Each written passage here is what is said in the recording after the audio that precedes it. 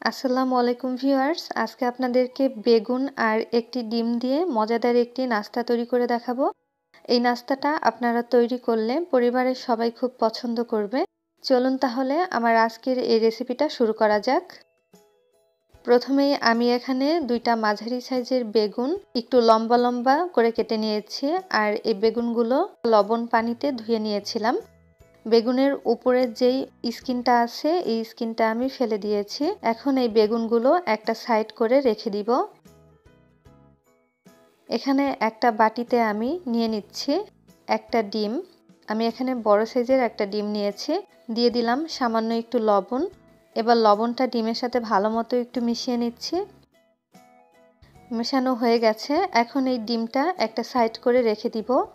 এরপর অন্য আরেকটা বাটিতে নিয়ে নিচ্ছি হাফ কাপ পরিমাণ ময়দা, স্বাদ মতো লবণ আর 1 চা চামচ লাল মরিচের গুঁড়া। এখন ময়দার সাথে মরিচের গুঁড়া আর লবণটা মিশিয়ে নিচ্ছি। মেশানো হয়ে গেলে আমি যে বেগুনগুলো আগে থেকে কেটে রেখেছিলাম সেইখান থেকে এক পিস বেগুন ময়দার সাথে ভালো মতো মেখে নিয়েছি। এরপর এখানে নিয়েছি হাফ কাপ পরিমাণ টোস্ট বিস্কুটের গুঁড়া আর নিয়েছি ডিম। এই ডিমের সাথে আমি বেগুনটা ভালো মতো ডুবিয়ে নিচ্ছি। ডিমটা ভালো মতো বেগুনের সাথে লাগিয়ে আমি এই টোস্ট বিস্কুটের গুঁড়ার মধ্যে দিয়ে দিব। এখন টোস্ট বিস্কুটের গুঁড়া দিয়ে ভালো মতো বেগুনটাকে কোট করে নিতে হবে। ঠিক এভাবে করে বিস্কিটের গুঁড়া দিয়ে বেগুনটাকে কোট করে নিয়েছি। ঠিক সেমভাবে বাকিগুলোও করে নিব। আমি সবগুলো বেগুনের পিস বিস্কুটের গুঁড়ার সাথে কোট করে নিয়েছি। আপনারা চাইলে কিন্তু এখানে ব্রেড ক্রাম্পও ব্যবহার করতে পারবেন। এরপর একটা প্যানে পরিমাণ মতো তেল দিয়ে তেলটা যখন হালকা একটু গরম হবে ঠিক সে সময়ে বেগুনের পিসগুলো দিয়ে দিব। সবগুলো দেওয়া হয়ে গেলে চুলার আঁচটা হালকা বাড়িয়ে দিয়ে লো আঁচে এগুলো ভেজে নিতে হবে।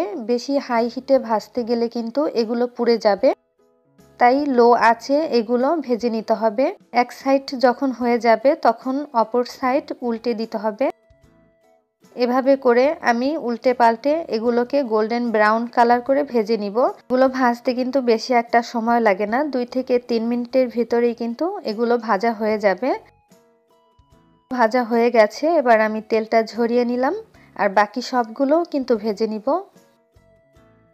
সবগুলো ভেজে নেওয়া হয়ে গেছে। আমি এই নাস্তাটা টমেটো সসের সাথে পরিবেশন করছি।